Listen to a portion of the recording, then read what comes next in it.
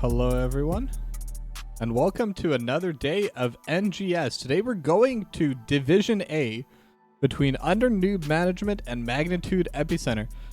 Now I'm gonna go through this decently quickly because it seems like we're already in the lobby and mostly ready to go. But I believe this is the first game for both of these two teams. So if we check over in the standings, when it works, sometimes it's a little off, but give it a moment. But both these two teams are at 0 points. Neither side has played quite yet. So this will be the first opening for them. And Magnitude Epicenter, they're going to be playing today and they're going to be playing tomorrow. So it's going to be pretty back-to-back for them. They're definitely going to be hoping for a win today just to keep momentum going in towards the games tomorrow. Now the map picks and bans have already happened. The coin toss was won by Newb Management, and they've decided to take the map pick. So they have banned Dragonshire and Alterac Pass, while the side of Magnitude Epicenter has banned away Towers of Doom and Braxis Holdout. This does mean there is a chance we see Sky Temple for the first time in my history as a broadcaster for the NGS, which is still hilarious to me that I'm yet to see any game there. I've seen the same amount of games there as I have on Braxis Outpost and on what even is the one? The one that's basically underground. I remember playing one game on it and it was just absolutely awful. But it should be a pretty close game today. I mean, Magnitude Epicenter, they've been together for quite a while. MDC, Delta Sniper, Mac Daddio especially. Seen them together for a very long time. And probably going to continue seeing them. They seem to be a very strong core. They're a strong team. And they performed quite well over into the playoffs. I remember because I actually casted a lot of their games at the end of Season 18. And they definitely struggled in the regular season. Barely qualified for playoffs. I think it was literally like a difference of 2 or 3 points that got them in. And they made it all the way to the semifinals. And they looked good even in that semifinal game. So if they're able to kind of carry that momentum, if I don't know how much each of these teams are practicing between seasons, but if they were able to continue practicing, if they're able to build upon the success that they had, it should look pretty good for them. But now it does look like both teams are ready. So we should be heading into our first draft very shortly. Hopefully, anyway. Both teams have said they're ready, but they haven't started the match. But to talk more about this game, our first map is Cursed Hollow. It's a very big map, and as I say that, we are in. So Cursed Hollow, like I was saying, it's a very big map, and the objectives don't always matter. You have to get 3 tributes before you activate the curse. And it is one of the most powerful objectives in the entire game, in my opinion. Being able to, first off, weaken every lane and turn off every fort, tower, everything is really powerful. It's very difficult to play into when the other team has the curse. But it is doable, and that's what's important. And having a lot of global map pressure is probably the biggest thing in terms of these drafts. Being able to control multiple lanes, kind of get an advantage in soak so you can get that first or second curse. So for healer, I think we'll see stuff like Brightwing getting picked up. Dehaka's good in every situation, but especially this kind of situation. And then obviously, sometimes stuff like Falstad's picked, sometimes it isn't, but just essentially having something that can move around the map that can soak for free and get that little bit of an XP advantage, it's definitely going to be looked at by both these two teams. We have the first 2 bans already coming in. Anduin has been banned by the side of Magnitude Epicenter. Tassadar from Newb Management. And Magnitude's second ban is going to be the Vala. So just trying to get rid of the DPS here. The Tassadar ban does surprise me a little bit. It is a strong hero, but I never thought it was super powerful in Cursed Hollow because it is a tall map, and I think that Tassadar performs best on maps that have a lot of choke points. With the Black Hole, the shock ray does so much more damage and has so much more value in situations like that. Then Garrosh going to be the final ban for under Newb management. Now Magnitude Epicenter do have first pick. I don't know what it is they're going to be prioritizing, but it does look like the Oriole. And Oriole, so strong after the buffs, and especially, I believe it's a level 13 or level 16 talent. But the healing basically scales infinitely now, and the amount of burst healing you can get off of that is insane. Now Dahaka going to get locked in by Chromage. So that's going to be a very powerful hero to have. Solid push in the offlane. Can duel against most offlaners. There are some offlaners that do win, but and Li Ming locked in by AG Silver AG. I was gonna call him Silver AG Silver probably during the match, but very interesting pick, especially this early on. Now Li Ming, it's not a hero I see super often, but when I do see a Li Ming, it's typically much later into the draft. I think there are a decent amount of counters towards that Li Ming. Anything that really adds more summons makes it a lot harder to play. But now Chromie going to get locked in for Delta Sniper and Varian for Bones. Now the Varian's very interesting. Most of the time when a Varian is locked in, it is that taunt Varian tank. And more often than not, it's also paired with the Stukov. But pairing with an Oriole definitely changes it a little bit. I'm still pretty sure that it is going to be a tank and not the offlane, though offlane Varian does happen time to time. But we're going to have to see with the rest of the draft. Now, Blaze is going to get banned away by under Newb management. Also a very solid offlaner. And then for the last ban, they may look towards a tank or a healer or the flex. And they are going to get rid of a Nubrak, which is interesting to me. To be honest, I thought that Magnitude Epicenter could start looking towards the Nubrak. It's good into Dahaka and Li Ming. Makes it a lot harder to get the drag off, and Li Ming barely, really struggles to deal damage when there's a lot of summons around. But they go with the Varian instead. So I guess the other side of it is Varian can tank it with a Protect. Doesn't take any damage from it. I'm not sure if Li Ming gets a reset on her Arcane Orb if she takes that long-range talent, but gonna have to see as we come through. Now Rhaegar gonna get locked in by Alan by default, and Liddell gonna play the Joanna. So again, Joanna, a little bit nerfed, but still very strong. Blessed Shield still a very powerful engage ability. And I think especially into something like Varian is a very solid tank because Joanna definitely struggles to engage, at least without the heroic ability, more than the other tanks. But is very good at peeling for the backline. And this definitely looks like a blow-up composition now with Sonya getting locked in for MDC, which means it's definitely going to be that main tank Varian. And Greymane for Clownface. They have so much burst potential with this roster. And with the Crystal Aegis on MacDaddio, would have a little bit of safety as well. So that if they do mess up the initial engage, they have a little bit of time to try and rescue it. Now they are missing one more DPS, most likely anyway, under Newb management. And it's going to be the Raynor. So very standard DPS. I think Raynor is probably the simplest, most standard DPS in the entire game. Just auto attack and every now and then use big burst.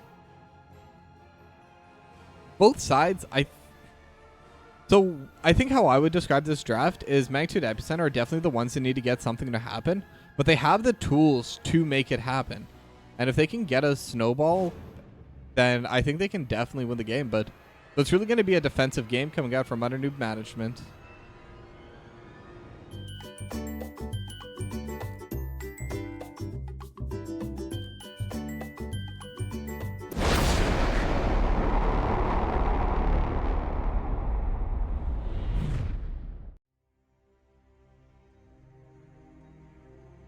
All right, but we are into game number 1 between under Newb management and Magnitude Epicenter. We are going to Cursed Hollow first, still finishing loading in. But as I was saying, with these drafts, I don't think I give either of these two drafts a clear advantage, but I do think they have different win conditions. I think Magnitude Epicenter wants to win a little bit earlier. compared to under Newb management. Varian does start struggling a little bit more in the late game once everyone's more clumped together. Is a lot better at taking out a single target, doing pickoffs, instead of attempting to team fight. And Johanna, on the other end, is really good at team fighting. Possibly one of the best team fighting tanks in the game. Every single ability she has can affect multiple people. The slow on her Q, the shield glare, blinding up to all 5 people, assuming they're all standing together, and the condemn, obviously massive AoE around her, a blessed shield bouncing around. There is potentially a leap coming through from MDC later on in this game, which could definitely be their main teamfight ability on the side of Magnitude Epicenter, so I wouldn't rule them completely out, but I will give under Newb management a slight edge into the late game and Magnitude Epicenter a slight edge into the early game. Of course, the early game only starts at level 4 because both these two teams have met up in the mid lane, but Taunt does not come online till level 4. But MacDaddy actually gonna get hit with the drag, and just like that, will go down. So first blood to under Newb management. Very good pickoff, and that's definitely what you want, how you want to start the game. Chromage able to get a very clutch drag at the start. Now Bone's gonna get hit up quite a bit and may have enough damage with the Arcane Orb. AG Silver, the combo is there. The skill shots are landing, and it's a quick 2-0 for under Newb management. Now Chromage is gonna brush stalker all the way back up top. MDC was shoving the wave on their own. And that is one of the weaknesses of the Varian. The Varian is very strong early, but only once that taunt ability comes online, and you need to hit level 4 before it does. So now in this, meanwhile, MDC just going to be trading with Chromage. I think Sonya, in terms of an actual duel, does win.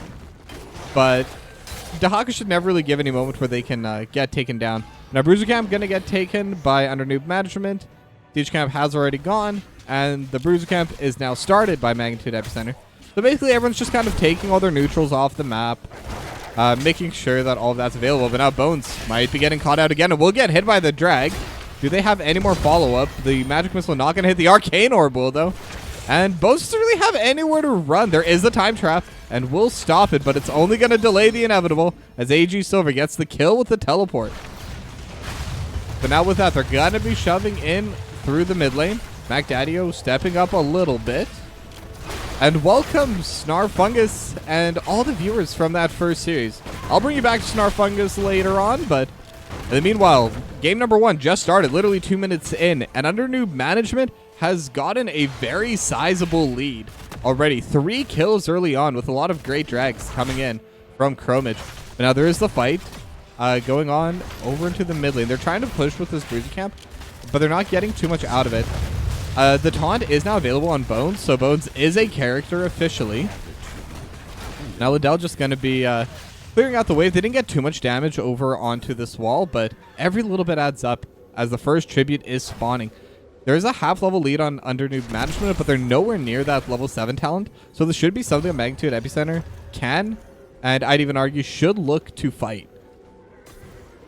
Now it's going to be spawning over in 7 seconds. This wall is taking a little bit of damage, and interestingly enough, Chromage is starting to walk down, so it seems like they have the push to begin with, so they want to walk in early and just kind of start taking the and use the brush stalker to get back top later on, assuming they're even going to be playing over for this tribute.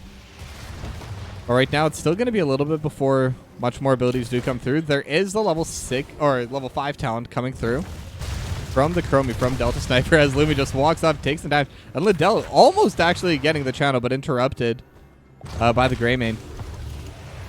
Now both sides are just kind of sitting around the tribute, but neither one wants to be the one to go forward. Whoever goes forward most likely does lose in this situation.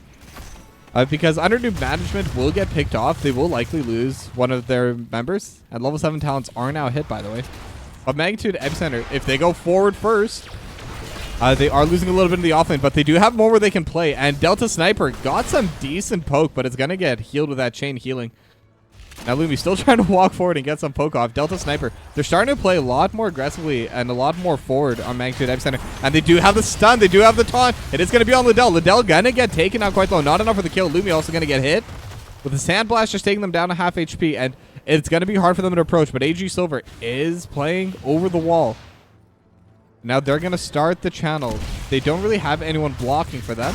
As Liddell gonna get taunted. The cleanse is used with the heal coming out as well, but it's going to be hard for them to keep up. Clownface is taken quite low. Needs to roll away as the magic missile is just going to get hit onto Bone Z. Delta Sniper still looking to poke them down, but there's a lot of healing in that composition. Lumi able to self-heal as well, and it does seem like they have managed to do it. They're going to get the first tribute for themselves. Unfortunately for Magnitude Epicenter, they haven't been able to get a kill quite yet, and level 8 does come through for them now, which is the ultimate. Liddell, once again, going to be the one taunted. The slowing sands are coming through as well, but the Iron Skin, Lumi is going to be caught out, but not too much damage to follow up. Now the bosses have spawned as well, so that is something to keep an eye on. I don't expect either of these two teams are going to go for it right away, but it is something that is available now. There's a pretty big wave pushing in top. Chromage going to make sure the rest of it gets shoved out, but MDC not going to let that XP go to waste. Gonna get hit with the drag, but again, Sonya doesn't really care. Neither of these two offlaners really care. And the first cannon tower gets taken down over in the spot side. The siege camp locked in by Cloudface, and the other one is about to get finished off by Lumi. So they're gonna have all these siege camps pushing in once again. The next tribute is getting ready to spawn, but it is spawning over in the top side, and it's just AG Silver down here, so they could take down this wall. Maybe look for more, although with that Arcane Orb hitting, they're not going to have much of a wave. As AG Silver still getting hit, but with the spell armor, it's very hard to burst them down, even with the taunt.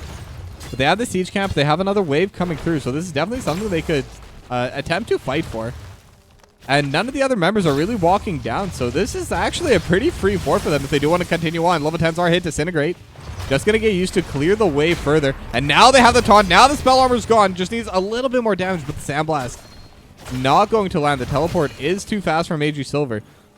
But still, they managed to get the second tribute over the top side. But look how low this fort and AG Silver have gotten. Chromage wants to stay here and maybe shove this out, but it's going to be difficult. They are shoving in with Hyperion over the top side. Liddell and Lumi is MDC being the one to defend here. Has leap, but I think it is going to be a little bit difficult to utilize that safely. Meanwhile, Clownface is shoving out bottom and in the fort. And, sorry, in mid lane, and in the bot lane, the fort does get taken down. It doesn't look like it's going to get traded quite yet. And Lumi, good reactions on the, what is that ability called? The penetrating round. Able to prevent the chain from really landing. There wouldn't be too much follow-up, but it was definitely an opportunity for them. But Magnitude Epicenter kind of winning on this macro play as far as I'm concerned, assuming they're able to hold on to this next tribute as well. But they got the wall down in mid lane, but Clownface gonna get caught out there. There was a kill over the top side, but gonna be traded 1-for-1. Clownface gonna get into the Crystal Aegis, but only going to delay the inevitable. And now the Sandblast and the Dragon's Breath just kind of dealing damage over the top. And that's a very unfortunate time to die. And but they are able to get onto AG Silver. A little bit of damage, and Liddell getting hit also on top of Delta Sniper. They no longer have any stuns. The time trap is going to land, and now they have multiple members here. They could look to fight. The blind has landed onto MDC. The stasis already lies by Chromage, but Chromage gonna get taunted. Ancestor healing not gonna come out in time. Leap utilized. I'm gonna assume that was a misclick. But either way, they managed to get the pick off. They're gonna secure this tribute. And so overall, they're gonna be okay here. They're not gonna lose too much. And in fact, MDC gonna be able to run up top and even finish off the wall. As now both teams seem to be heading towards the boss. Lumi and Alan by default have already started it. But they're sending in all 5 members on the side of Magnitude Epicenter. So they're going to get finished off at about the same time. Maybe a bit fast for Magnitude. And yeah, that's definitely what's going to be happening here. MDC going to lock it in for the team. And just a little bit more time needed for under Newb management. But they didn't send as many people, so they're going to have the push already happen towards mid. But Delta Sniper just going to walk mid lane. Going to take down the fort. And we'll be happy with that. So that's 2 forts already taken down by Magnitude Epicenter. And now with the boss and MDC up here, they're going to be able to get the 3rd. Unfortunately for under Newb management, the tribute is over the bot side. So Magnitude Epicenter can send more people to try and clear away this boss faster, as they do get the taunt onto Lumi. And Liddell going to get hit by the curse bull. A lot of damage off that. The cleanse also burned by Alan by default. So if they're able to get another taunt soon, they could look to play here. They have 2 members defending over the top side. And AG Silver is already on the way down. Will need some time. Breaststalker is available, and it does look like they're preparing it. Roman's just going to take that down. They do have the stun on Illumi. And Illumi gonna get hit into the wall, but the Ancestor healing is gonna come out in time. They also have the Blessed Shield, but Liddell, no healing. Crystal Aegis going to land, and with the last bit of healing, Magdadio is going to stay alive. So close, but what a clutch. Crystal Aegis coming through. Chromage also getting quite low, but the totem is thrown down. Not gonna land the leap, or the drag, sorry. But that's going to be another kill. That's a 2-for-0 for Magnitude Epicenter. They got the top fort. They protected their bot fort. They're going to get the second tribute as well. And even though under new management got 2 of the first tributes, it's looking really good for Magnitude Epicenter right now. They have almost a full level lead. And once they steal away this Bruiser camp, they will have that full level lead. They finally tied up in kills. But all of the buildings are so far in their favor. They've taken every outside fort. So now they can just go back, collect their camps. Once they hit level 16, then they can play aggressive again. And that level 16, it should be in time for this 5th and final tribute. One of these 2 teams is going to get a curse from here. But it's really just going to depend on who's going to be there first. So under new management is going to be shoving out this mid lane. They want to try and get at least some of their waves in a good state, because it's going to be naturally pushing into them. They have the catapult waves coming out from Magnitude Epicenter. They're sending all 5 of their teammates over to the bot side just to deal with this, but Chromage might be getting collapsed upon. Cursed Bullet gonna land. Chromage gonna get hit with the taunt and the Ancient Spear, and with that, that's going to be the kill. Now 30 seconds until the tribute spawns, so they probably do want to start booking it over to the bot lane. Especially since under new management is looking to actually deal some damage over onto this fort. With the Li Ming, they're going to be able to get a decent amount of poke. They don't really need a wave to deal damage. But it's still going to be 4v5 and level 16 on Magnitude Epicenter. And it doesn't look like they're contesting it unless they're just looking for a different angle in. But yeah, no, it doesn't seem like they're contesting it. This should just be free for Magnitude Epicenter. And with this curse, they should be able to get quite a bit for themselves. It is going to be 5v5 on the map. Bones actually has a very good angle looking forward. Gotta land onto Luby. They have the cleanse, but the leap follow-up has such a healing over top. It's going to be more than enough, but Luby will still go down in the end. There's too much damage. The flank was too strong. And with the curse, they don't need to worry about these cannon towers. They don't need to worry about the force. They can just walk up and start hitting it. All their waves are shoved in. All of the minions are just getting absolutely destroyed. The wall already gone. They still have 45 seconds. Could definitely look. And now they got the taunt. They're able to hit them into the wall. The Disintegrate is going through over the top, but just going to immediately get healed up by Magdadio. Oriel is a very good hero in the current meta. That's all I can say with this. But now Aegis Silver does get caught in the slowing stance, but they're not able to deal too much more with this. They're defending S4, which gives them a lot of priority, but the issue is all these other waves are pushing in the top and mid lane. But now they are walking forward. They got the taunt onto Liddell, and the Cursed Bullet doing so much damage. Dragon's Breath over top. Not going to be enough for the kill, but they definitely got them super low, and they're going to be able to utilize this pressure and probably get the first keep. Now the curse is expiring in just 1 second, and Chromage, they have the isolate, but Chromage is going to get taunted, but the silence! The Ariel couldn't heal. The Ariel couldn't use the Crystal Aegis, but the Disintegrate over top. Leap gonna get dodged away by AG Silver. But now over the top, Chromage is going to go down, and MDC trying to run away, but they have the time trap from Delta Sniper. And AG Silver gonna get poked over the backline. But it was a keep, but a 2-for-0 for under new management. I think as Magnitude Epicenter, you'll still take this. The bosses are down. There's nothing to take. By the time their boss is back up, where it's on a timer that they could look for a leap, or sorry, for a steal, all the characters are going to be back up. They're going to have all 5 of their team members, and they can definitely go back and try to defend it. Not to mention that in the meanwhile, all the waves are going to be pushing into them. Now the bosses are going to be back up. The Grave Golems are going to be here. But I gotta say, the healing that Oriel is bringing out is just absolutely ridiculous. Now Delta Sniper already here looking at the boss, but the boss has already been started by under new management. And in fact, Chromage looking to delay this a little bit. They're looking towards it. They have the dash, but no taunt quite yet. Leap gonna get utilized here. Taunt follow-up as well. They have the root, unfortunately, from the boss, but it is just the Oriel, no DPS. And it looks like they're gonna be able to start contesting onto this. Detainment Strike not going to land, but they're going to prevent this boss from going down. And under new management has forced an interesting situation. Someone has to go down and deal with this Grave Golem. If they don't, it's going to be much worse. But they have the time trap. MDC going to get the taunt. And they're going to get the healer. Rhaegar is down. And now the Condemned pulling into 3. The Hyperion over top as well. MDC just trying to run away. Is quite low, but might be able to just turn away. The Crystal Age is unfortunately used. I'm guessing Mac Daddy was also getting hit on the back line. A little bit of panic, but overall they're going to be okay. AG Silver got to get hit, taunted, and taken down. So it is going to be a 2-for-0. Mac Daddy-O going to heal back up at MDC. Starting to get a little bit low. The drag not going to land. Detainment Strike throws him into the wall. But it was also into the breach. There was no follow-up. All the cooldowns have been utilized. And Chromage needs to run back and deal with this Grave Golem. The fort did go down. And a good chunk of this wall did too.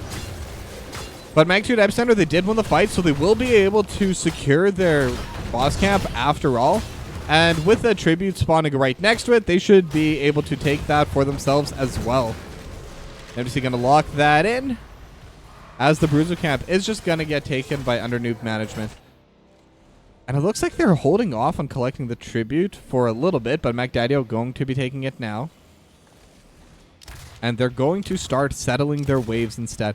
Doesn't seem like they want to push with the boss, though as I say that, they are definitely starting to group with it. They're going to be able to take this vision camp. I'm not actually sure what these things are called, but I'm going to call them vision camps. Watchtower, apparently. But the boss is going to be here right on the keep, and the keep's already at half HP, but they haven't really had a chance to damage it until it's already approached. I think they could definitely finish this off. Delta Sniper over top as well. Dragon's Breath and the Sandblast dealing so much damage. Level 20s also on Magnitude Epicenter, so this is definitely a power play for them. This is one of their main power spikes, and their last big power spike for the rest of the game. With that, they should be able to secure this second tribute. Maybe look to catch someone out on a rotation. But Clownface isn't going to be here. Liddell gonna get spotted, but it's just Liddell for now. They're just throwing damage and trying to keep that watchtower under their control. And with that, Clownface is going to regroup with the team. They have all 5 members, and it becomes very dangerous for Underdoob management to walk forward. It's unfortunate, but I think they do have to give up this tribute. They don't have level 20 yet. They could try to contest on this next one. And we're back where we were right before the first curse, 2-2.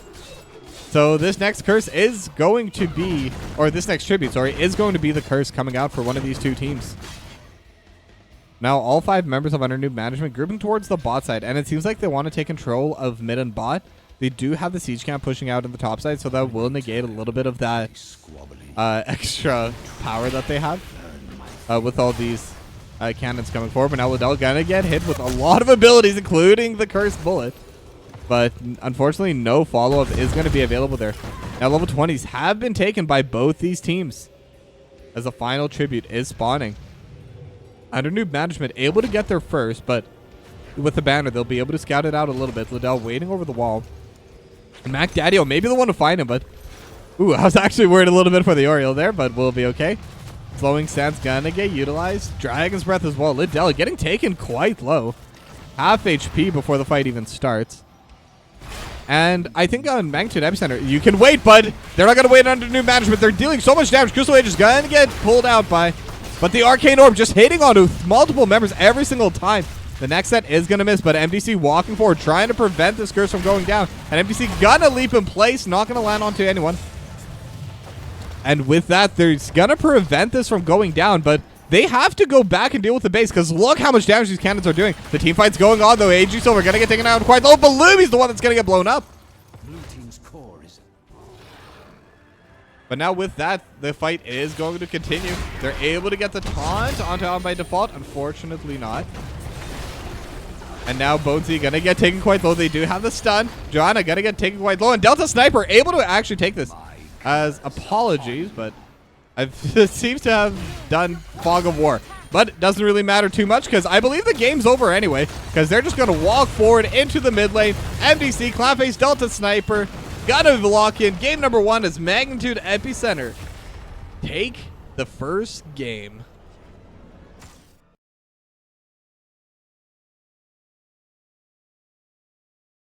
Yeah, apologies with a little hiccup at the end there, but game number 1 still going towards Magnitude Epicenter. They had a very solid team fight, and they played exactly the way they needed to. They knew they had the push on the top side. They knew they had the push over in the mid. So all they really had to do is make sure that no one else Or is make sure that they didn't go down. If they could just wait it out, wait until someone from under new management went back to deal with the waves, and they're gonna win from there. And shout outs to Anonymous, who just earned 2,600 trophies in Match Master.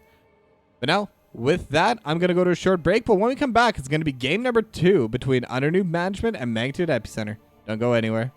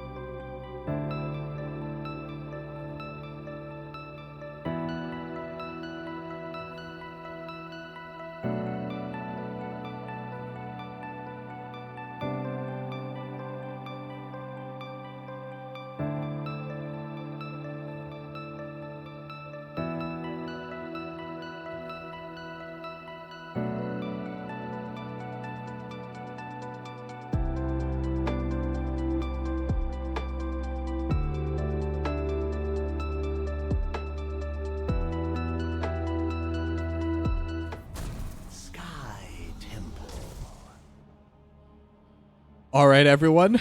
This is a very big moment indeed. I am extremely excited because, fun fact for any of you there, as you know, last season I've cast many series of NGS. This season, I'm not, don't quote me on this, but I believe I am still the highest number of games casted for season 19, for now anyway. A lot of people are competing with me this year, so that's exciting. But after approximately 100 to 120 individual maps cast, this is my first NGS cast of Sky Temple. And in fact, first cast of Sky Temple ever. So I'm really excited about that. It's been a map. I actually love Sky Temple. It's one of my favorite maps. I think it's really exciting. But this is going to be my first time actually casting it. So really looking forward to it. Now getting into the draft. Under Newb management, going to ban away the Chromie. Magnitude Epicenter going to ban away the Anduin. And Tassadar once again going to get banned away by Under Newb management. So they are just getting rid of the Poke Mages. And I think for a map like this, it does make sense. Because this is one of the few maps where you don't actually ever need to push. If you can just hold the objective, you can win the game without ever stepping foot on the other half of the map. So stuff like poke, stuff like just overall area control is going to matter a lot more on Sky Temple than any other map. There's going to be less weak points for that composition throughout the course of the game. Now Garrosh going to get banned away from Magnitude Epicenter. And Brightwing going to get locked in by Alan by default. And the Garrosh is exactly what I mean for being able to control an area, because it's very difficult to walk into a Garrosh. You can poke them away, but once they're already inside of the objective, once they have control of it, it's so difficult to walk forward into a Garrosh. And I think that's why they're just going to ban it away and decide not to deal with it. It's also a large map, so something like Brightwing going to be very popular. And the Varian Stukov combo going to get locked in for Bones and Mac Daddio. So Bones going to be playing that taunt variant again, unless they're doing some crazy shenanigans. But we can pretty safely say it's going to be a taunt variant, main tank. And it's a pretty standard combo, the Varian Stukov. Brightwing is pretty good at countering it.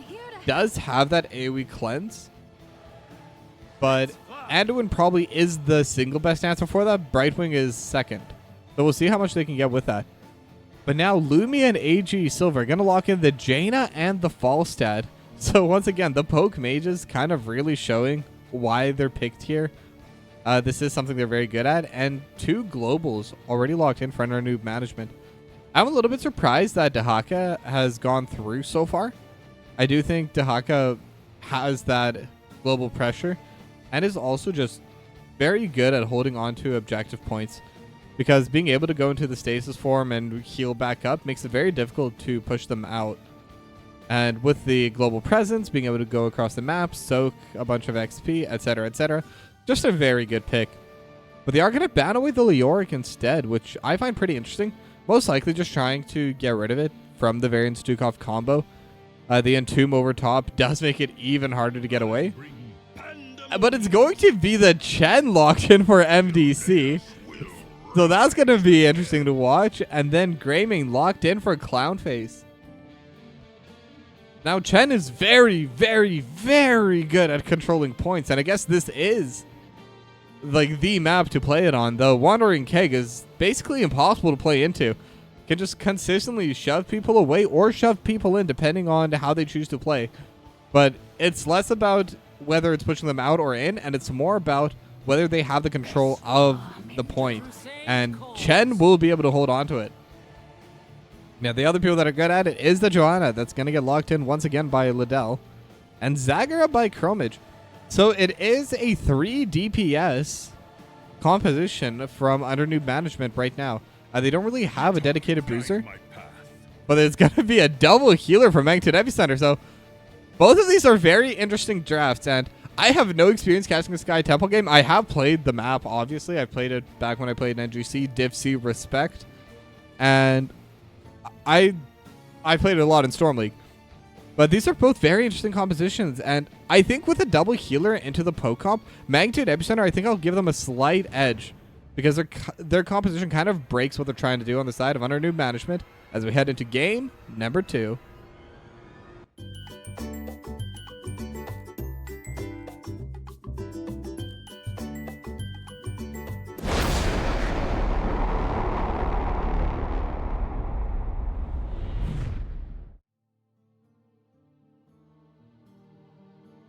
Hello and welcome back. Now, before we get into game number 2, I would like to give a quick shout out to the sponsor of today's stream, Match Masters. Match Masters is a free-to-play competitive match 3 puzzle game. Play one-on-one against your foe on the same map, taking turns. There's a lot of strategy, surprisingly, and I can tell you I'm getting absolutely wiped clean every single time I play because everyone's a lot better than me, but if you have the competitive spirit, and I know most of you do, it's definitely the game for you. Right out for free today. Well, now with that being said, we are loaded in. We are getting set up here. And we have everyone grouping towards mid lane except for MDC. MDC does look like they're going to start going top immediately. And as they say that, Chromage actually starting to move towards the bot side as well. So definitely going to be interesting to see. And they're going to separate off lanes. Or so I thought originally, but everything's kind of changed. Because now they're bringing all 4 members over towards the bot side. And maybe they're looking for a pick. They do see Chromage. The tumor hasn't spotted them, but not too much else is going to happen. They're going to clear away some of these tumors, kind of delay the setup for Chromage. But at the same time, they do lose mid control for that. As under new management, they've already cleared it all out. MDC going to get a little bit of a free push over on the top side, but Chen not exactly wildly renowned for the push. They're going to jump onto Chen. Have a little bit of DPS coming through, but what Chen is known for is a survivability.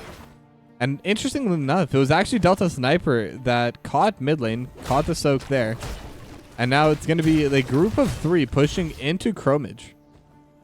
Very interesting lane assignments so far. I'm not sure what to make of it, because I think both of these lane assignments are good in their own way. But for under new management, one clear benefit is this, that they're able to take the Bruiser camp pretty early on. Clownface going to start soloing it as well. While Mac Daddio is going to be taking the siege camp, and Aegis Silver and Liddell are going to be taking their siege camp. So all 4 camps are going to get taken out soon. It'll take a little bit longer for some than others, and Clownface actually needs Delta Sniper to walk in to heal them up a bit. As MDC actually able to lose an entire wave to the wall, which is pretty good, because those are going to be the mini XP orbs. As I say that, however, they are still ahead in XP. Now that they've gotten both their camps, it has evened out, but even so, they do get first push with these neutral camps. Magdadio and Bones just trying to clear this away. But it's going to be difficult for the 2 of them to do into Chromage. But now they have the core of 3 over on this top side. But it's 4v3. Lurking Arm already utilized. And AG Silver actually taking a little bit of damage from the flying kick. But now the Condemn and the Polymorph on MDC. But MDC just going to be able to walk away. And that's the good thing about Chen. You can go in, and you're not going to get punished too heavily for it. Lots of natural shielding coming out from the hero, and the Lurking Arm just to prevent any further follow-up. Both these Bruiser camps are now officially going to be cleared, so not too much damage done to either of these 2 walls. Over in the bot side, Bones and Magdadio, they're going to be able to get the push. They kept their siege camp alive, so they may even be able to get a little bit of damage over onto this wall, but that really depends if the core of under new management is going to start rotating bottom. But it looks like they don't want to. The 2 temples are going to be spawning over towards this top half of the map. One near mid lane, near the watchtower, and the other all the way up north. But if you control the watchtower, it does make it a lot easier to control both. First of all, you get full vision onto this mid lane temple. And second of all, you see the rotations. It basically lowers the angles that you can walk into by quite a bit. But now it is just going to be Chromage over on the bot side, so they are going to be sending multiple members over to the top side here. Now MDC going to be knocking down this wave, but they've already started the temple over on this top side. They are getting it on the side of MacDaddy over towards mid lane, and it looks like that's why they picked the Kerosene, because Kerosene is able to sustain. There's a little bit of poke going both ways. It's not going to go too far. Liddell is going to get taken down to half HP, but other than that, they do have the taunt, they do have the Lurking Arm, and they're going to be able to blow up AG Silver, and that was a very quick kill, kind of out of nowhere. And it was a little bit surprising because the Lurking Arm actually got used first. Typically, it's the taunt into the Lurking Arm, but I mean, it clearly works. They're able to get first blood. They have their level 7 talents, and they have full control over both these 2 temples, and that's going to be really big for them. Now, the taunt not going to come through. It is going to be blocked by the Iron Skin. They do lose a good chunk of their wall over in the mid lane, but I think considering what they got for that, which is the entire wall top, the entire wall, and a lot of damage in the mid lane, You definitely take that on the side of Magnitude Epicenter. They're also going to have a half-level lead from all that as the Watchtower once again gets taken over by Newb management. But yeah, very solid start. Not too much else to say.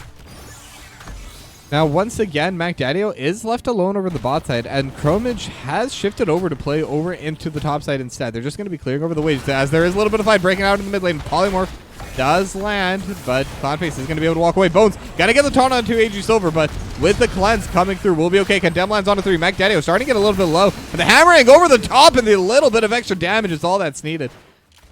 I should mention it is the Hammerang build, so infinite scaling Hammerang is going to be coming through from AG Silver. And on the other side of that, there is also going to be the serrated spines. So the more this Zygra auto attacks, the stronger she will become. Now, and by default, gonna get taunted into the Lurking Arm as well, but they don't have too much damage. By default, just gonna get taken down to half HP, but with a pulse healing, it's literally passive regen for the Brightwing. Now, Chromage trading a little bit with NBC, and Chen, very good bruiser, very good duelist. Able to take down Chromage to about 1/3 HP. But they do have a little bit of a push starting to set up over in the spot side. With the Hammering able to take the tower down a little bit low. They do have the taunt over in the backline, but now MacDaddio jumping through. They have the Blizzard, but it's not going to hit too many people. There's a little bit of trading back and forth. Liddell trading the HP for that cannon tower, essentially, just trying to make sure they have the push in the spot side. Now, it is only going to be the one temple for the bot side, and the bot temple actually would favor Newb management. They've already taken down the wall. So this temple is going to strike directly at the fort. And if they're able to get all charges, they should be able to get the entire fort down. Now, Clownface already getting set up. And it does seem like under Newb management, they would rather take the Bruiser camp instead. But now, because of all the Nevers going towards the top side, they're going to be able to get the taunt and the Lurking Arm. And just a lot of damage over onto Liddell. They're also going to be able to just overall DPS onto these towers, even without the help of the temple. So they're going to get some good damage as level 10s finally hit on both sides. Heroic ability is going to be coming through. As Liddell once again going to get taunted. Lurking Arm as well. Phase Shift has to get utilized for the heal, but even that's not going to get them back to full HP. MacDaddio is still standing on the point, and they're definitely able to get more than half of the push. So that's going to be really big for them. They're going to have to give it away. MDC has to deal with this Bruiser camp over on the top side, but once again, I'd say that's a victory for Magnitude Epicenter. Overall, they definitely got more value out of that push. They got a lot of DPS onto the wall. And they did lose this wall to begin with. So I would consider that part of a different play. Under Newb management, definitely had the better setup. They got a lot more value during that part. But the actual objective itself, definitely going in favor of Magnitude Epicenter. And speaking of which, Chromage getting a lot of value over the push in the mid lane. But now they have the taunt and the 7th strike. Just gonna finish them off. That was so fast. The 7-sided strike just absolutely decimates this Johanna. And she couldn't do anything. The Blessed Shield, the Iron Skin, none of that could come out in time. And with that, they're going to be able to start pushing for free. MDC is going to be slowly but surely shoving in the mid lane. It is one of the Chen's main weaknesses. Lurking Arm going to get utilized. And the side's going to get not AG Silver. Chromage. Not even Chromage. I forget who's playing what. But they do have all 4 in the Maw. The Devouring Maw not going to have too much follow-up, though. MDC just going to be jumping with the flying kicks. But they were still able to get 2 picks, and that's what you want for this team comp. Whenever you're playing the variant, Blessed Shield got to get utilized. Condemn on a 4. MDC going to get polymorphed and will get taken down. So it is going to be 1 kill going back. Lurking Arm going to delay the backline. Now Liddell going to get hit with a 7-sided strike once again, but the phase shift going to heal him back up. And with that, it's going to be 1 fort for 1 hero trade. Once again, slightly in favor of Magnitude Epicenter, especially since that started with 2 kills. But it's not too bad for Newb management. It's all just small victories. The XP lead is actually in favor of Newb management. Chromage has been able to shove the offlane a lot better, able to soak in the offlane, make sure that everything's getting pushed in. And they've gotten a lot of damage onto the walls and all that nonsense just throughout the map with that extra little bit of push. So by no means, do not think that I'm disparaging Newb management. It's just they're playing a bit less flashy, and I always focus on the flash. But now, next up, we're going to be spawning over in the mid lane. The mid lane is still pretty healthy for Magnitude Epicenter, whereas Newb management's is quite low. But now they do have the jump. They have the polymorph on MBC. But we'll be okay. We'll be able to heal back up fully, even. And we'll start chugging away at the cask as well. But now Bones already on the point. We'll get a couple of free shots. Not enough to finish off the tower, but definitely enough to come there. And there actually is another temple here. I didn't notice it over in the bot side either, but Mac Daddio going to start walking towards it. So they got a couple of shots off over their mid lane.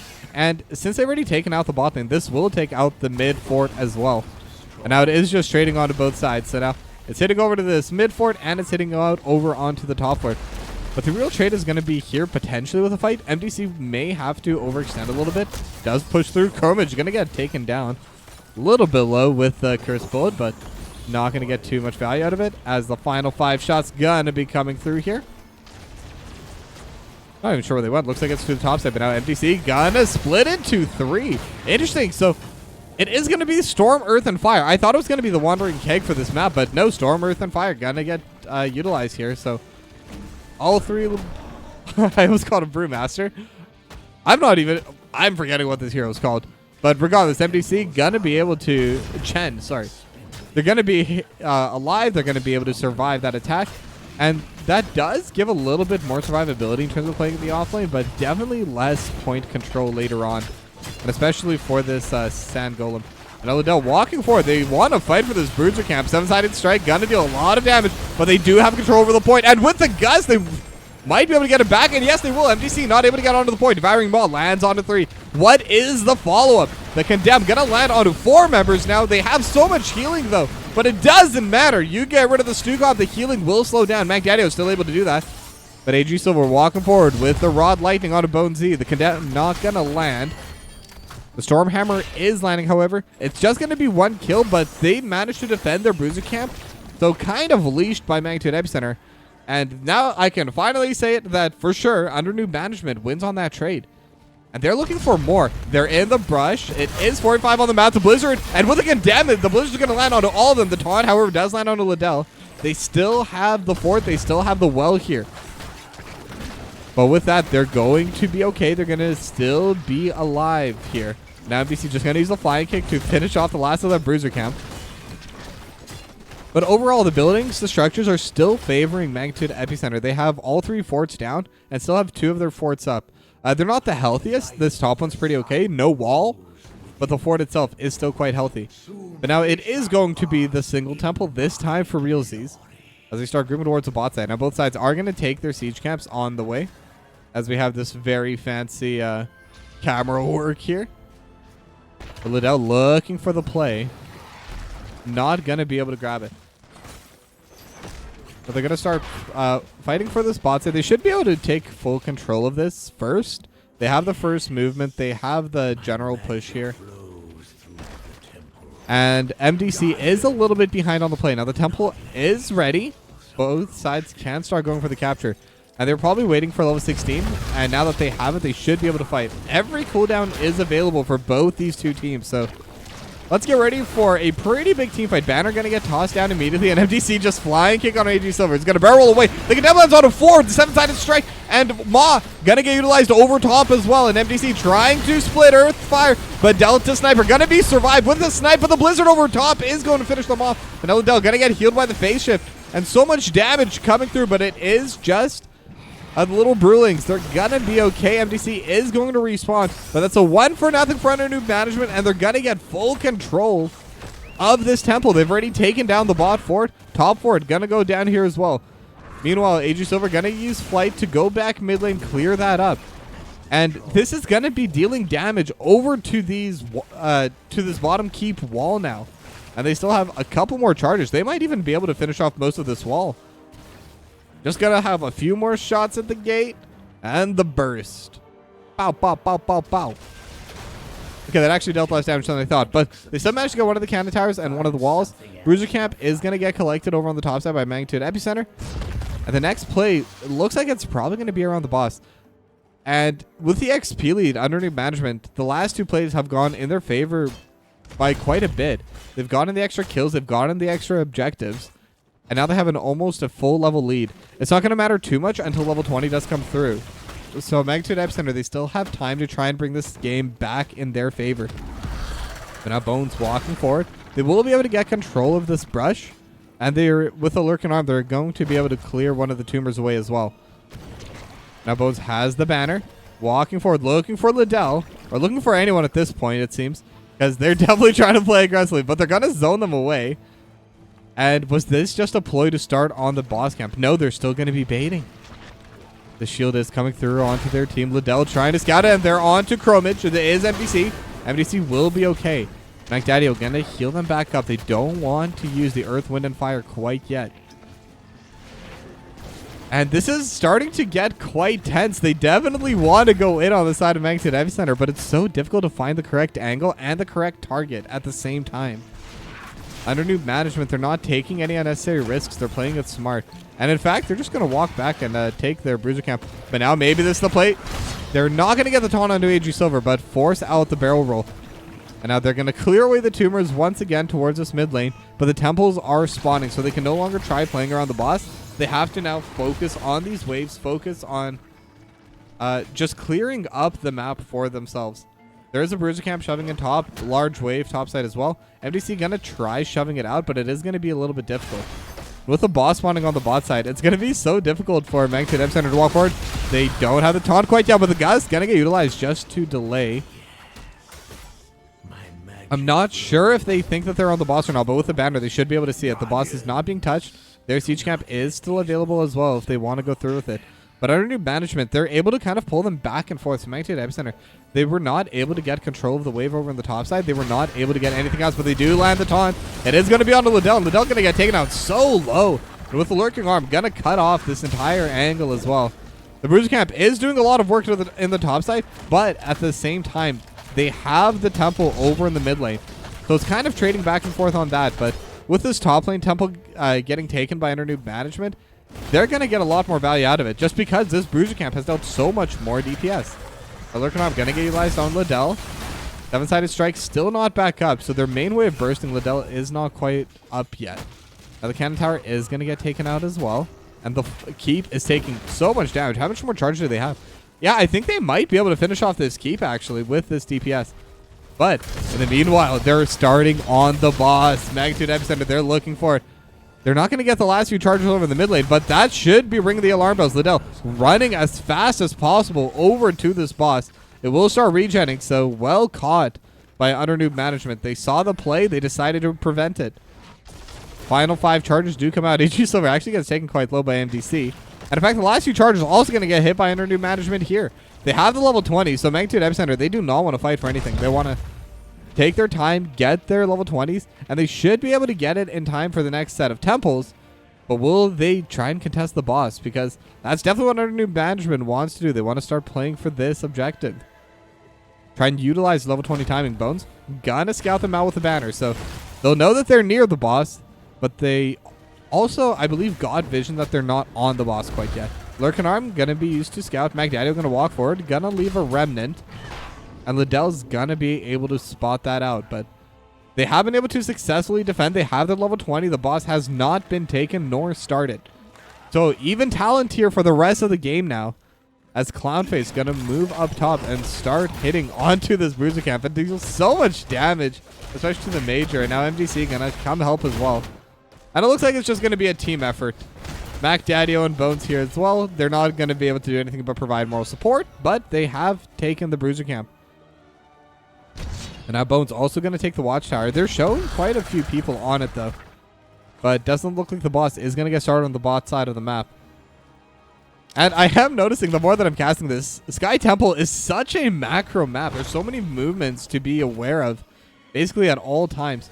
Now the banner, I don't think is scouting out Liddell, but they know the boss hasn't been started. It's not being attacked. But there are 2 members over on the top side. Chrome is just going to toss in a couple of these Hydralisks and then run back down towards the bot side. They don't want to leave too many numbers away from the boss because, especially right now, it's already 19 minutes. This boss is quite strong. 375 damage to anything. Plus has a couple abilities that are just going to absolutely shred these buildings. Now they are starting to look.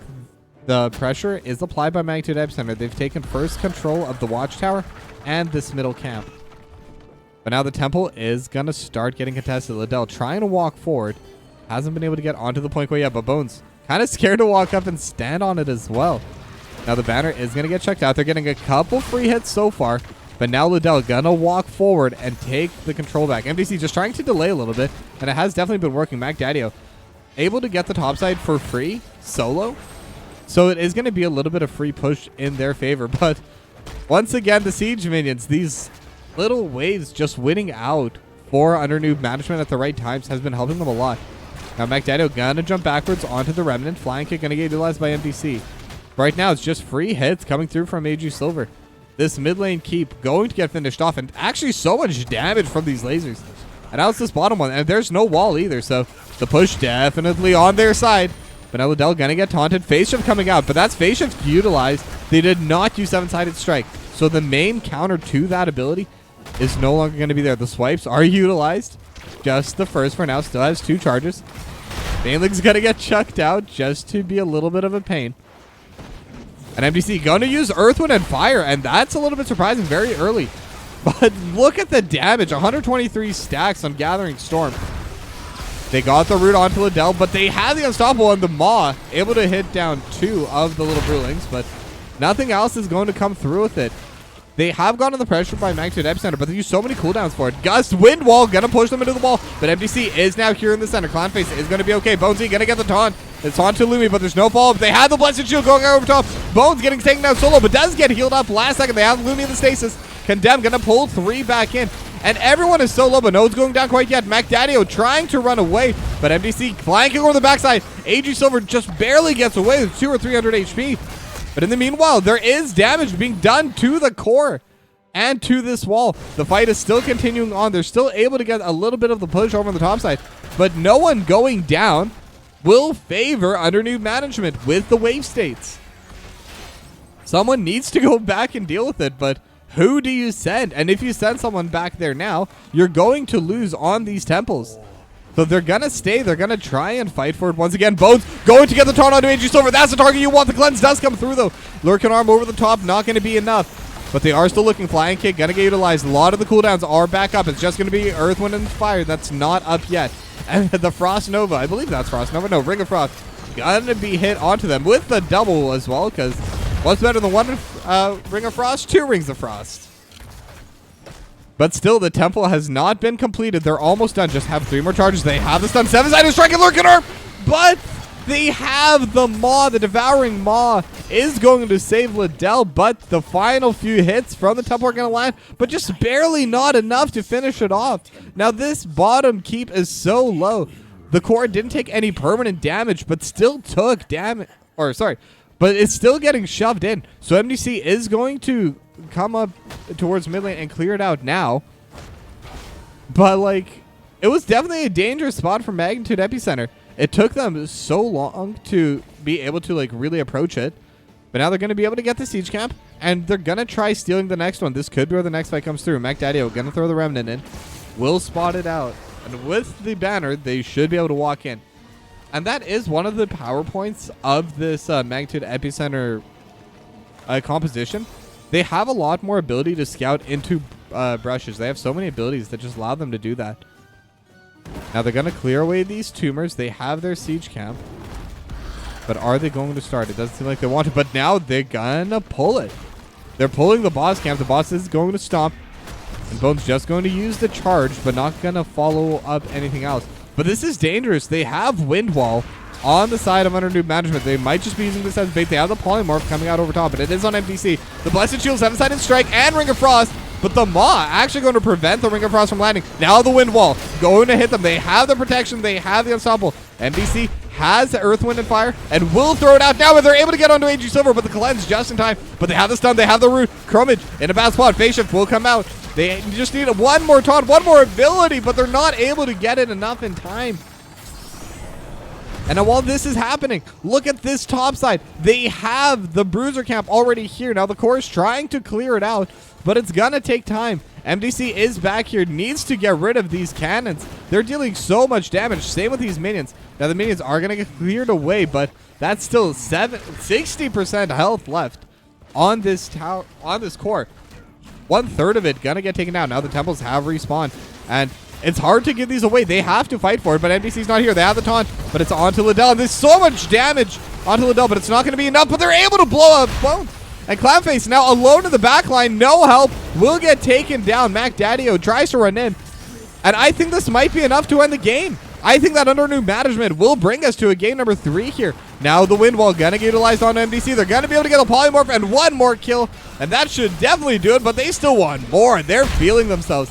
They have the lasers hitting up over the top. They have the other temple if they don't get it, but that should be game number 2. We're going to a game number 3. Under new management win on Sky Temple.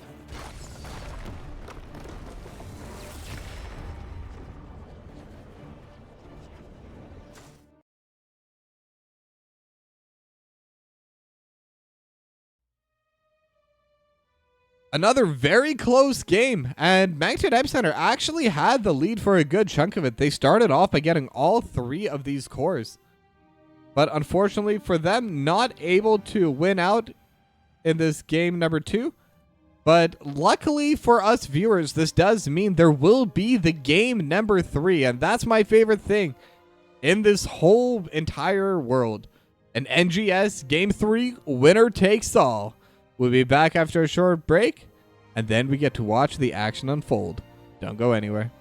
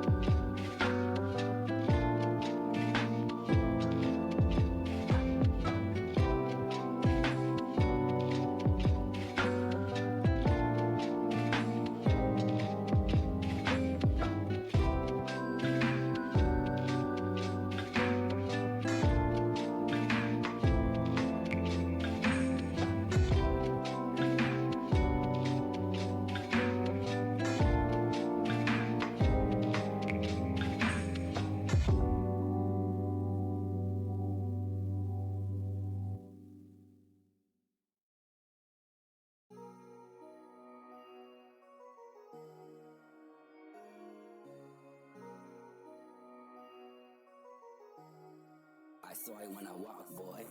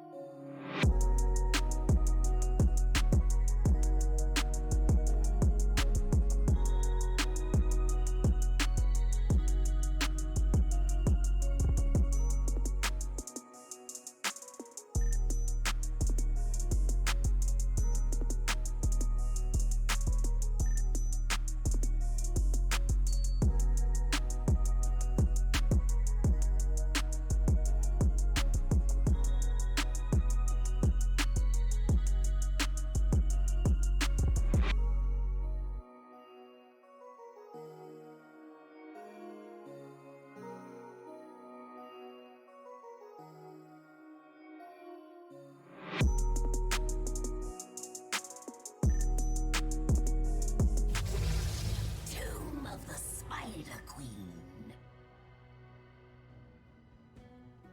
Hello, welcome back, everyone. We are on map number 3, Tomb of the Spider Queen. Winner gets the 3 points. Loser will have to settle for just 1 between Newb Management and Magnitude Epicenter. And now it is going to be first pick for Magnitude Epicenter. They decided to take the first pick, so Newb Management, they did pick this map. It is going to be Tomb of the Spider Queen for them. Now, this is a map anyone who's been watching my casts this last week knows we all dearly love. I think I've had a Tomb of the Spider Queen with every single series. Don't quote me on that, but I'm fairly certain. It's definitely been in the majority, but I mean, it's a fun map. It's a good map. And it's a map that kind of rewards fighting, and that's really all we want to see, right? Just some good fights. But now the drafts have definitely changed quite a bit. Junkrat and Anduin going to get banned away by Magnitude Epicenter. And Varian actually going to get banned by Newb Management. That's not a ban you see too often, especially in these upper divisions like Div A. But Bones showed they can get a lot of value out of that Varian. Regardless of how you want to set it up, they will be able to get that value. And they're going to ban the Garrosh away as well. So we're going to see Bones on a new tank. That's always going to be fun. It's always fun when you see multiple new different heroes picked. And now first pick, this is what they were going for. Is there anything specific that they want to get? Oriel is available. Definitely one of the more strong meta healers. But they're gonna take the Blaze for MDC. Now the Blaze was banned away, I believe, in both the games.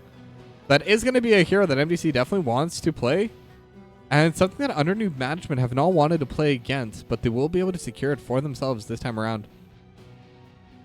Now, Dahaka is available, but Tomb of the Spider Queen, it's a smaller map. Definitely less value from the power of that Dahaka over here. And they're going to take Joanna and Chromie, so the two blondes going to get locked in immediately for themselves. Now, Liddell, I believe, played Joanna all 3 games now, but this is our second Chromie. And I believe last time it was played by a Delta Sniper, so it'll be the first time we see it for Newb Management. But as we know, Chromie, powerful hero. Let's play it. Why not? Now on the side of Magnitude Epicenter, they're going to take the Tassadar, which was also banned away, and the Hanzo. So they have a lot of range on this team. And we know that the Delta Sniper Tassadar has been banned away in games 1 and 2. Also left open this time around. Because of that, well, they typically would ban Blaze as, as their third ban, but ban Tassadar as their first. So with the Varian getting banned away instead, they're going to be able to take the Tassadar for themselves. And that's going to be a pretty big boon for them. As the third tank going to get banned by Newb Management. They don't want to see a Nubrak either. They banned Nubrak in game number 1, but Bones locked in Varian quite early in game number 2, so did not need to ban it away afterwards. But now one final ban going to be coming in. There are some healers available if they want to get rid of that. And like I said, Oriel's still available if either of these two teams want it, or if they want to ban it away. But no, they're just going to get rid of the Vala. They're trying to get rid of any of that consistent frontline DPS. So now, going to be interesting to see who they pick. They still need pretty much all their roles. They have the Chromie, they have the tank, but they need their offlaner, they need their healer, they need their Well, they don't necessarily need the frontline DPS. Chromie actually can deal damage through tanks pretty well. And it's going to be the Dahaka and the white main. So, like I was saying, Dahaka, very powerful hero, still good by all means, but definitely not the most impactful map for Dahaka. But having said that, it's still probably one of the best things they could have picked for the offlane in this game. Dahaka needs a nerf. Like, the janitor, if you're here, definitely just poke Dahaka down. Just a little bit, you know? Anyway, final 2 picks. It's going to be a Stitches. Okay. So, ban away 3 tanks and you get a Stitches. Bone's going to be playing with a hook and the Uther on Mac Daddio. So, their frontline is beefy. Kind of makes me think of Tychus here. Just something that has the percent max HP. Valala's banned away. They can't use the mana core. Hanzo is already locked in. I would favor the Tychus for this. But we'll have to see. They choose the Li Ming. This does surprise me a little bit, but I'm guessing the logic is it's very easy to dodge the hooks. And at the same time, she's able to constantly get resets. When you have a big front line of 3 beefcakes just standing there tanking everything, it's so easy to get the resets on the Arcane Orb. So she can just keep that flying out day in and day out. But these are our final drafts, and we're headed into the game number 3 between Under Newb Management and Magnitude Epicenter.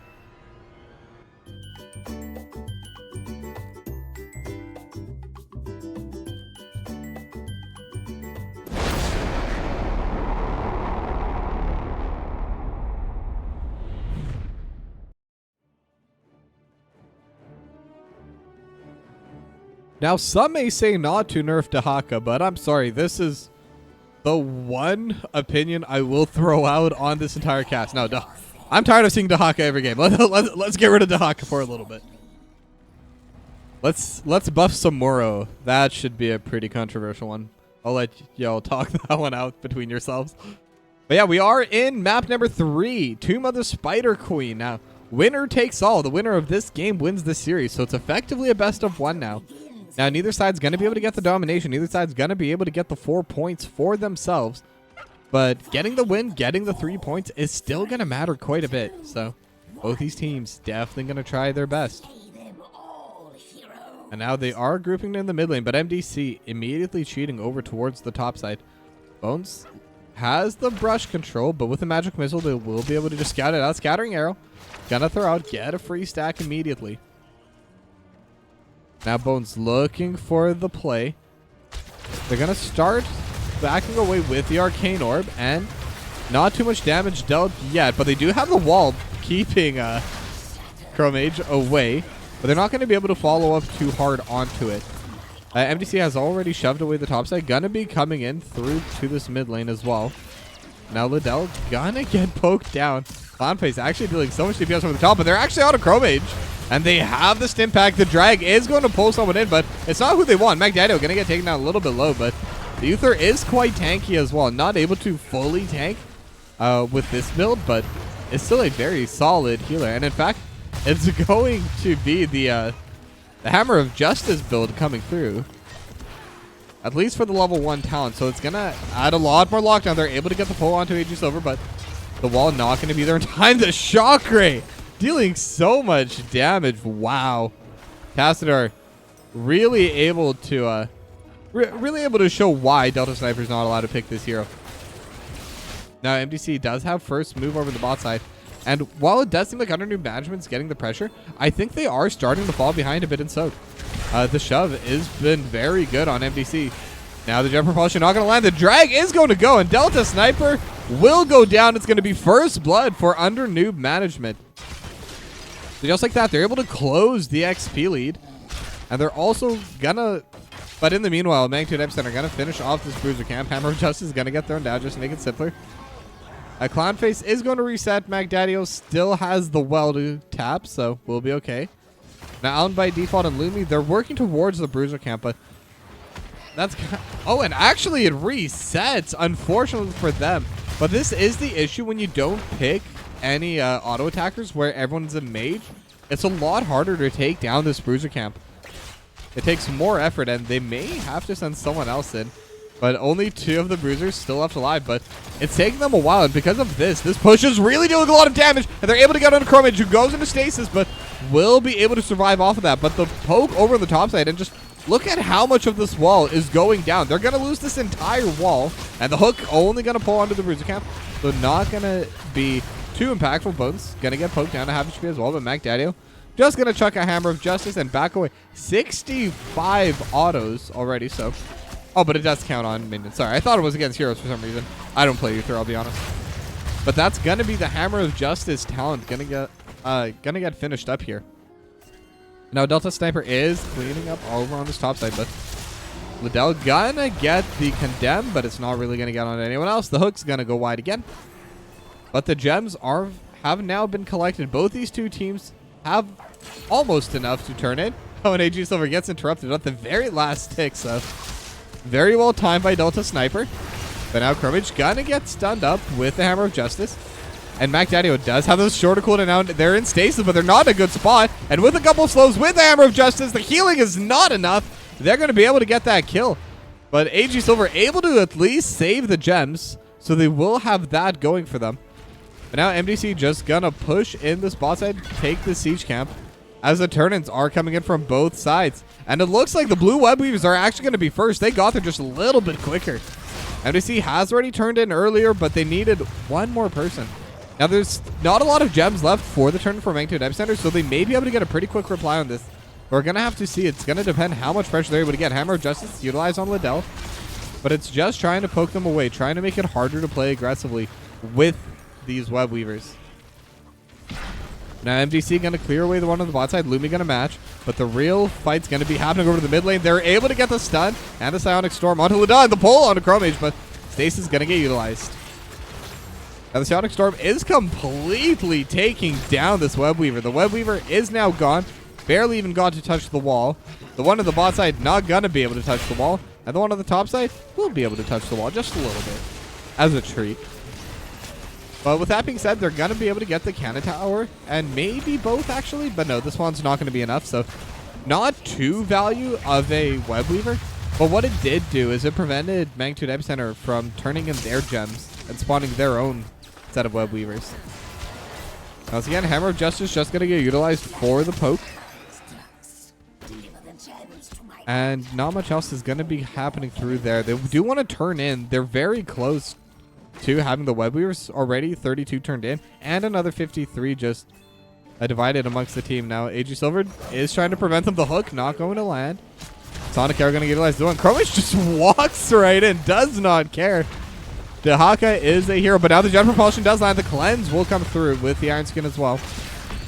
And Liddell gonna get stunned up once again, and the shock ray over top makes my voice crack, but Alan by default is gonna get absolutely finished off by the other team.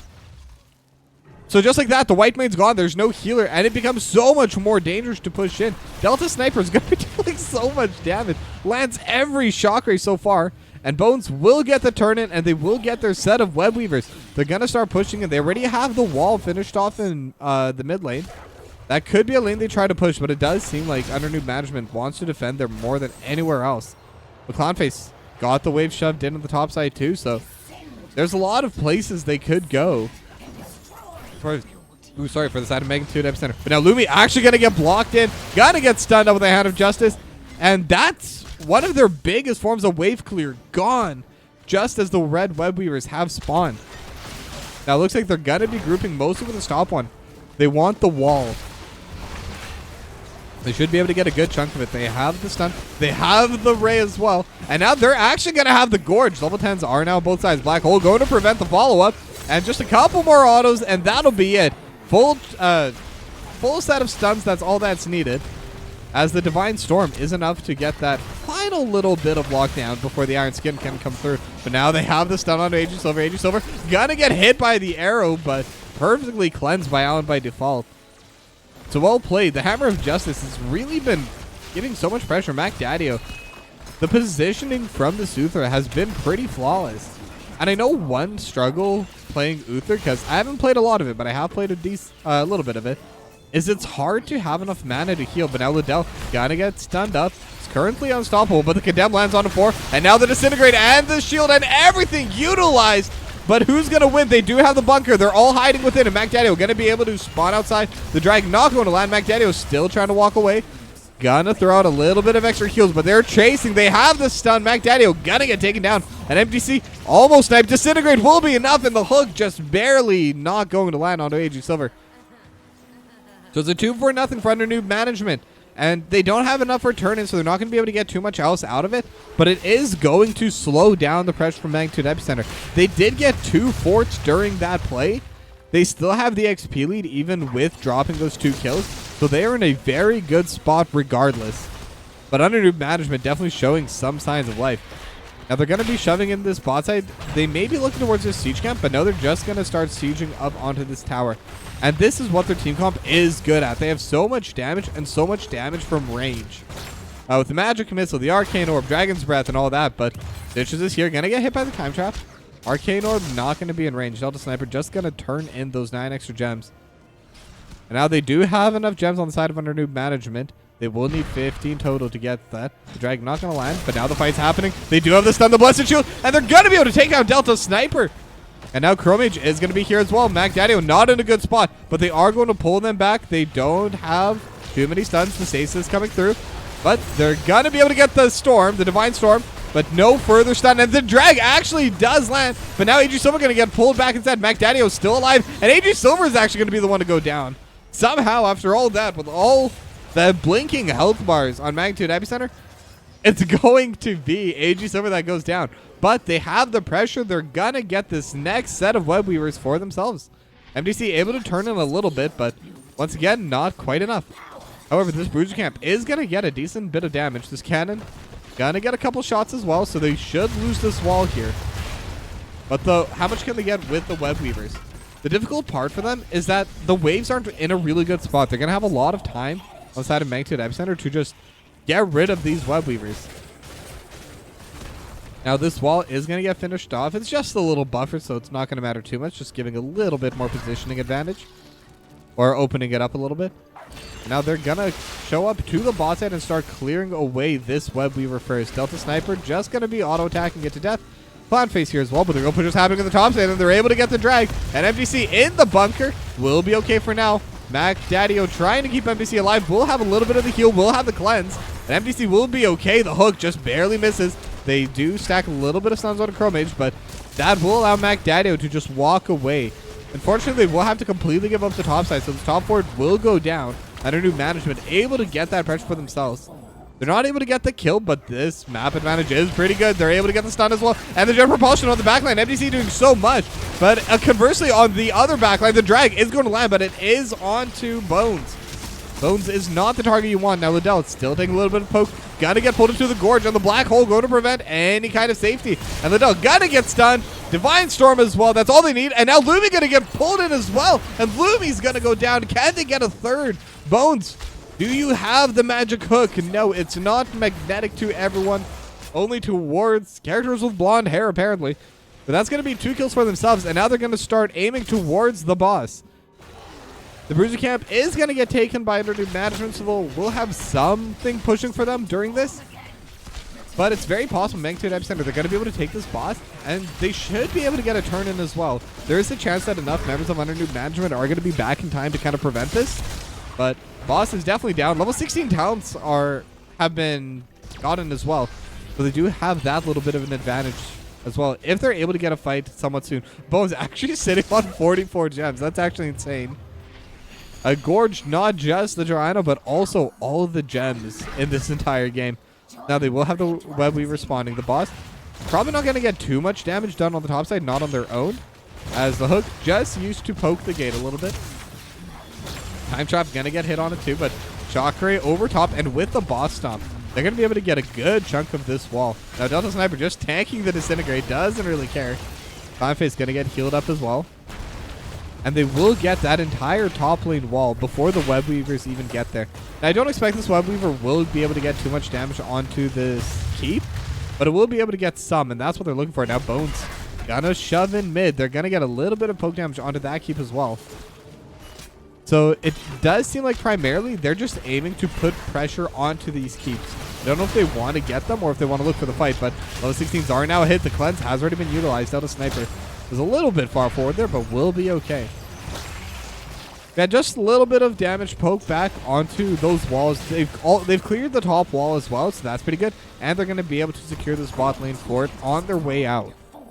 Level 16 is now there for under Newb management, but it's still about a level lead for Magnitude Epicenter. So if they're able to hold on to this lead, they will have another timer once level 20 does come out. So there's no boss on the map. No one has enough for tournament. Or actually, as I say that, Magnitude Epicenter, they are sitting at 64 gems now. Pondface has a good chunk of him. I assume MDC and Bones will have the majority. But the siege camp gonna get secured. MDC gonna turn in 16 gems, and they could go for another round. And it looks like that's the plan. They just need a couple more. Clownface needs to turn in, and then that'll be that. Chromage, unfortunately, gonna get interrupted. Sitting at 40 gems, so that's a pretty big target for them. And now MDC running forward. The hook's not going to land. But if they can catch Chromage and take those gems off them, it's going to be such a good position for Magnitude Epicenter. Because even if they do lose the fight, there's not going to be too much in terms of objectives that under Newb management can get. The boss might be up by then, but we'll just have to see how this fight goes. Because they're definitely going to start looking towards sieging onto these keeps once again. Sonic Storm going to get hit.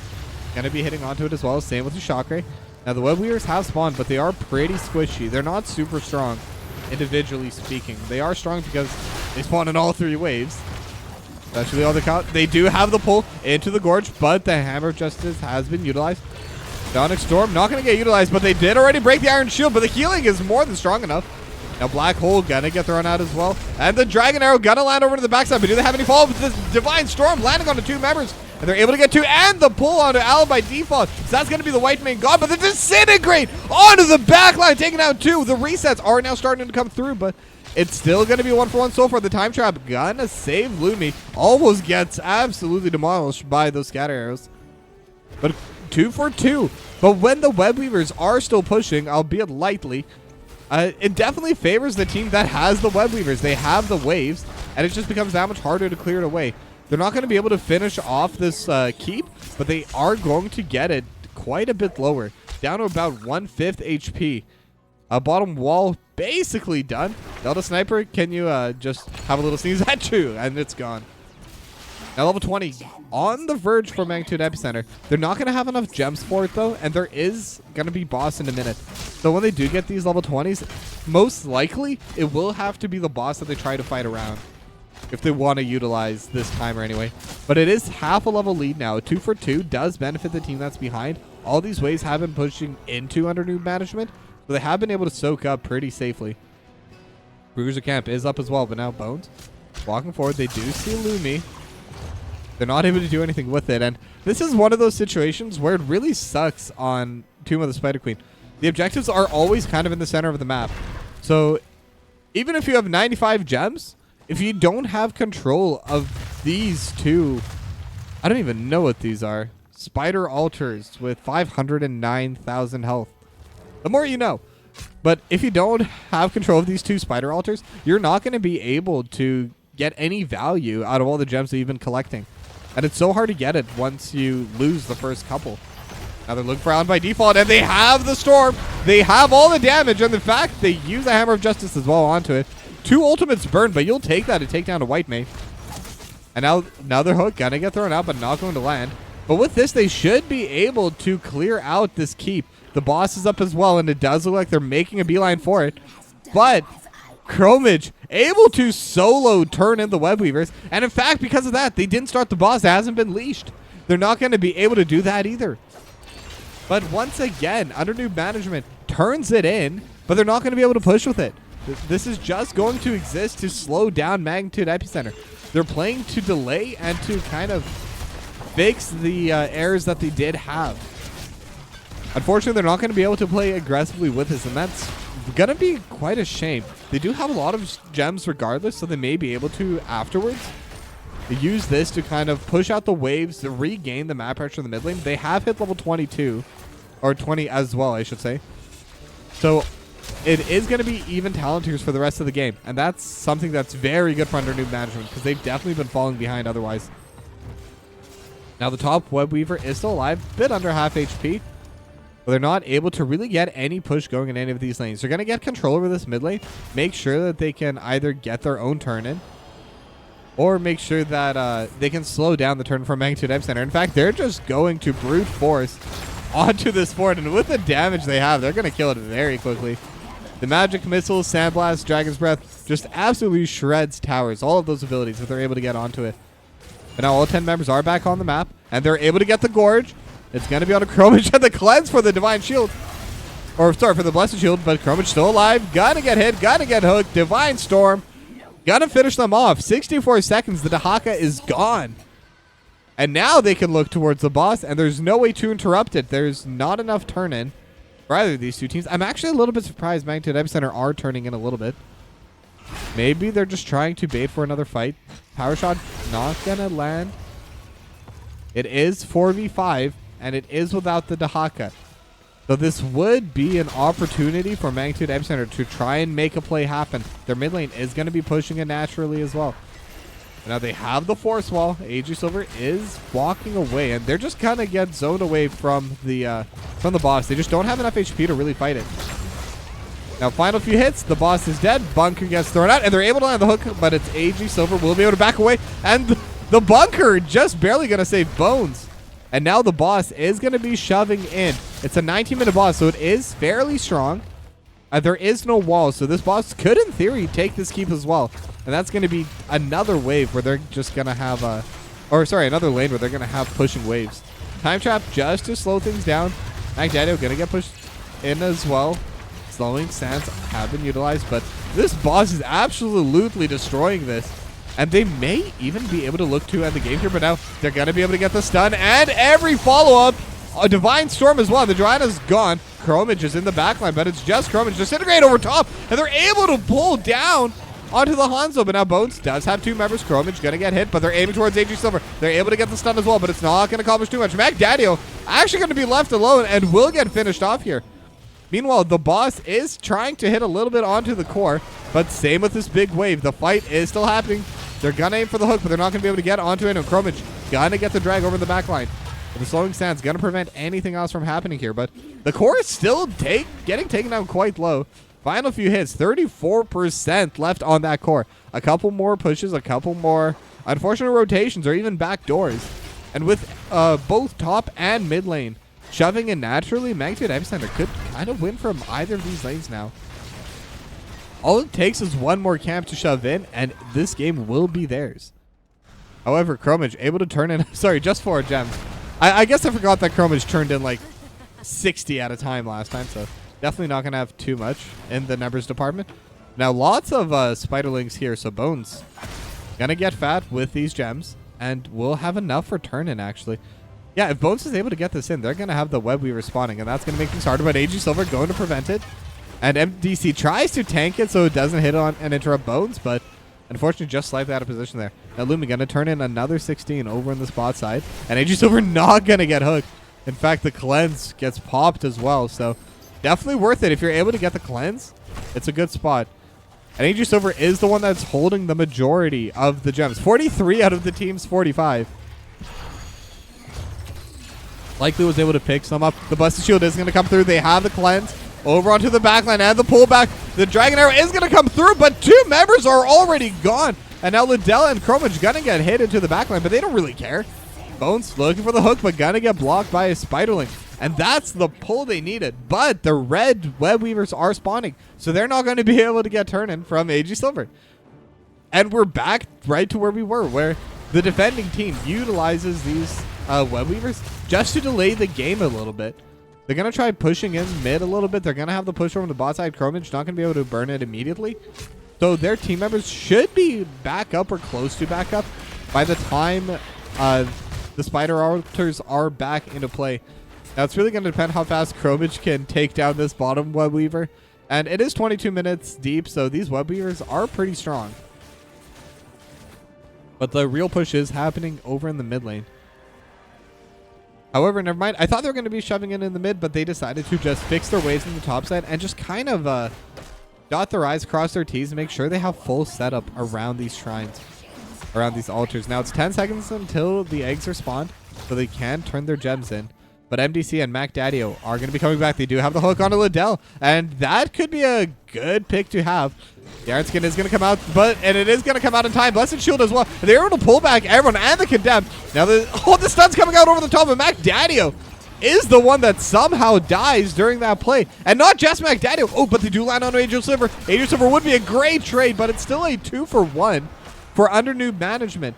A Delta Sniper also just got absolutely burst out.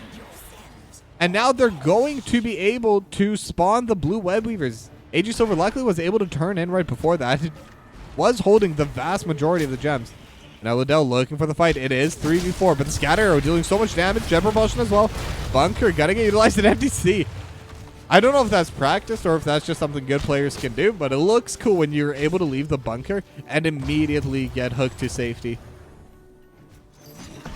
Now it's going to be a bit of a hard press to end the game off this, but they should be able to get at the very least the mid lane fort and a little bit of poke damage over on this top keep. Now they're slowly clearing it out, and it is hard for them to walk forward, so not even going to get too much on this top side. Maybe get a little bit of damage onto this mid lane wall, and in fact, with this special ability, should be able to just clear out the cannon tower and a good chunk of this gate as well. And bit by bit, under Newb management, they're showing signs of life. And this is a 24-25 minute game now. So this is showing that, like, at this point, any team wins. If any of these two teams get a really big team fight victory, they're going to be able to end the game solo. Now, Siege Camp is going to respawn. Lumia and Allen by default, they're ready for it. And the boss is also spawned in. Chromage and AG Silver immediately going to get started upon it. Are they going to guess that this is happening? Right now, they're still not walking forward. The boss is at half HP. This might be the perfect sneak. And again, this is a 25-minute boss. Yeah, this is just theirs. Chromage and AG Silver able to just sneak this away. And at this late into the game, if they try to fight alongside it, this could be an angle to end the game. They do still have the keep as a buffer, and it's pretty healthy, 3/4 HP. But it's definitely a huge opportunity for them. And in fact, the Bruiser Camp doesn't even get finished off. It looks like they value this tempo more of just getting here in time. The Shock Ray gonna get utilized just to help poke this thing down. But it's gonna take so much time. They're able to land the hook, and it's onto a big target. They have the cleanse.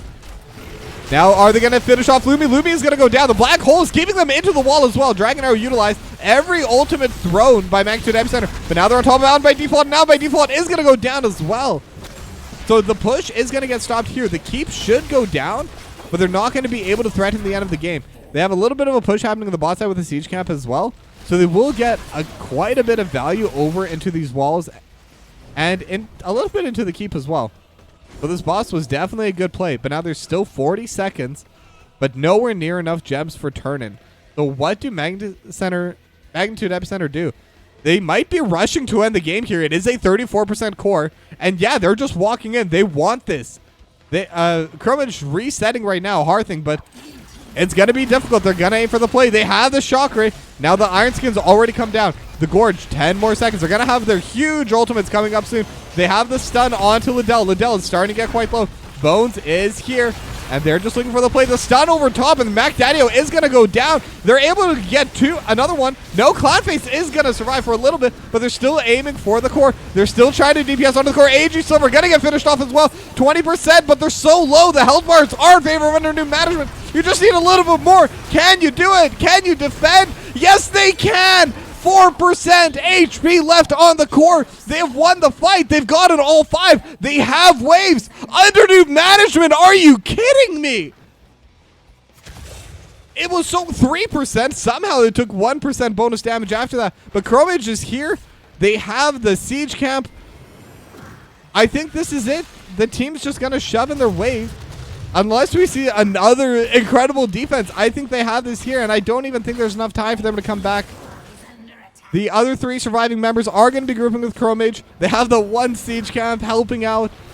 And what an absolute ending to the game. Under Newb management, able to come out on top somehow in this absolute back and forth series. This is definitely one to watch. If any of you just arrived for the end, watch this whole series. This whole series has been like this. But Newb Management will take the 2-1 and they will take the victory.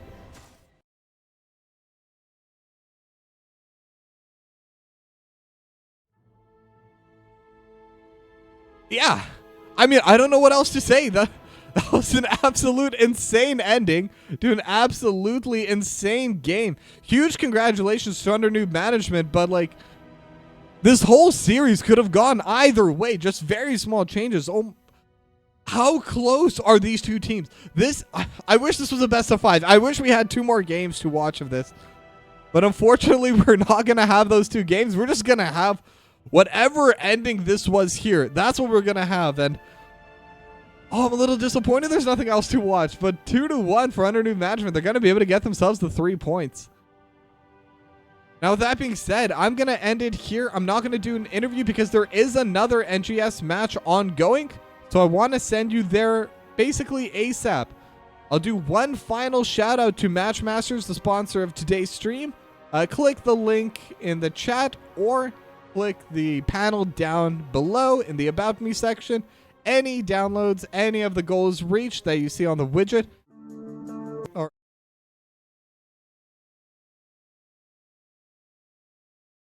Whoops, went to the wrong scene. Now, with that being said, thank you very much for watching today. I'm going to be sending you over to Snarfungus, who's currently doing a heroic match. So, once again, thank you all for coming. And sorry, I'm still speechless. This was such a good series. But yeah, thank you all for coming. I'll probably be casting some games tomorrow, so hope to see you then. Bye-bye.